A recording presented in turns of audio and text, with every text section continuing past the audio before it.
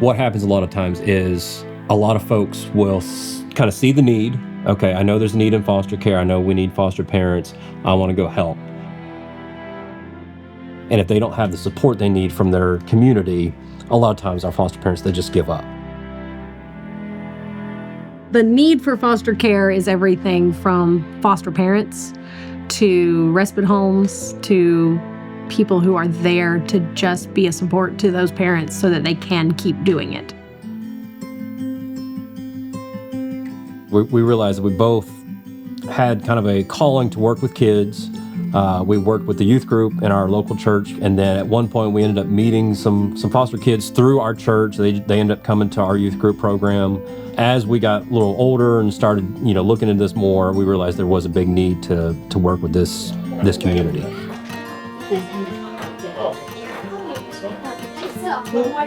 We know we're called to this, so how do we serve then? What is our purpose? And so that's when we started saying, okay, looking around, trying to look, what is the need that we can meet? The state was doing a good job of saying we need foster parents. But once they became foster parents, they weren't getting support. And so the burnout rate is pretty high. One of my childhood friends called me and said, we've decided to become foster parents. A few weeks later, she says, we just got a call for a sibling set of 3 girls, and I'm pregnant. And in those first months, they had over 100 appointments. And so we spent a lot of time just supporting them and helping them. And finally, we just sat down with them and said, is this needed more than just here? And they went, yes, every family we've talked to is this is needed. And so we said, okay, that's what this needs to look like. We recognized that we could take meals, we could have kids in the home, we could have families in the home, and we could meet a certain amount of need. But we can't reach 9,000 kids. To reach more families, can we host a parents' night out? All the way through here, past the sanctuary, and then to the right. Ask Miss Tanny.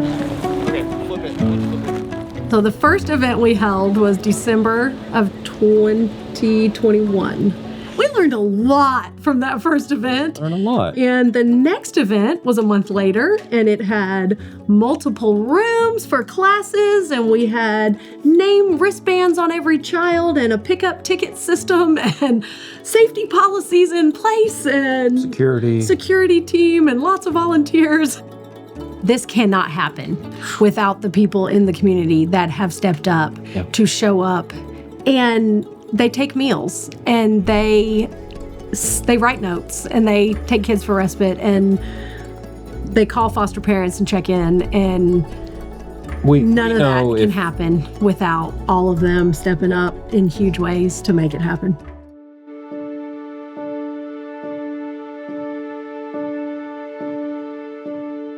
One of the things that I love about that Anna has taught me in this, the very first time that we did this event, I went down and we were checking, she was doing the registration like she always does, and 50, 60 kids were here that night. And I said to her, how many are foster children and how many are, these families, just their natural children? And she goes, I have no idea. And I said, well, what would be your guess? She's like, I won't even guess. And that's when it hit me.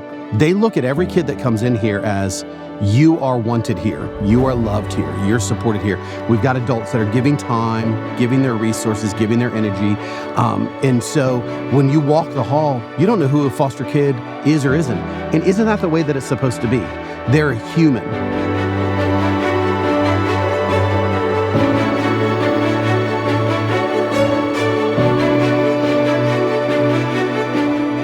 The Morgans don't just offer this, they support us anytime that we need it, and making it so that way we don't have to worry about our children. We haven't had that before, and it truly is a blessing. And they, have this ministry that is touching so many lives beyond even what you see here tonight. They help so many people, and it is something that was much needed in the foster care community.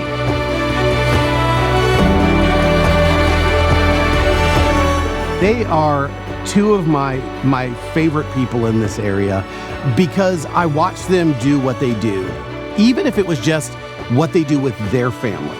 But then to say, we're going to serve any family that we can. I mean, it really is that God has called us to this, that keeps us going at the root.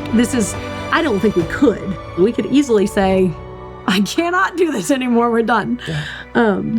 But we take little moments and breathe and go again.